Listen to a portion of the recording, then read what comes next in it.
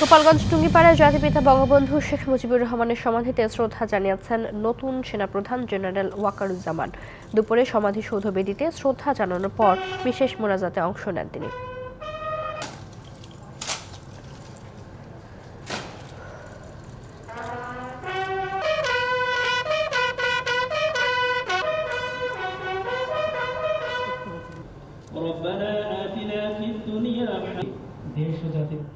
সামাজিক বিচারের মাধ্যমে মামলা জট কমিয়ে আনা সম্ভব বলে মন্তব্য করেছেন প্রধান বিচারপতি ওবায়দুল হাসান।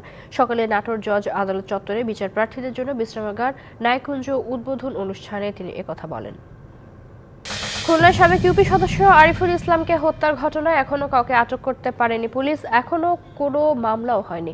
গতকাল রাতে নগরীর খানজাহান আলী এলাকায় আরিফুলকে গুলি করে পালিয়ে যায় দুর্বৃত্তরা। নরসিংদী পলাশে নিখোঁজের 4 দিন পর মাইশা আক্তার নামে 3.5 বছরের শিশু মরদেহ উদ্ধার করেছে র্যাব। সকালে উপজেলার জয়নগরে নিজ বাড়ির সেপটিক ট্যাঙ্ক থেকে ওই শিশুর মরদেহ উদ্ধার করা হয়। আটক করা হয় 3 জনকে। দেশব্যাপী কর্মসূচির অংশ হিসেবে নাটোরে বাজেট বিরোধী বিক্ষোভ ও সমাবেশ করেছে বাংলাদেশের ওয়ার্কার্স পার্টি।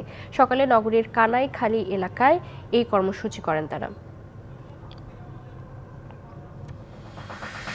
সরকারি বরিশাল কলেজের মাঠে বহুতল ভবন নির্মাণ বন্ধ না হলে শিক্ষার্থী এবং নগরবাসীকে সাথে নিয়ে বৃহত্তর আন্দোলনের ঘোষণা দিয়েছে সমাজতান্ত্রিক ছাত্র ফ্রন্ট।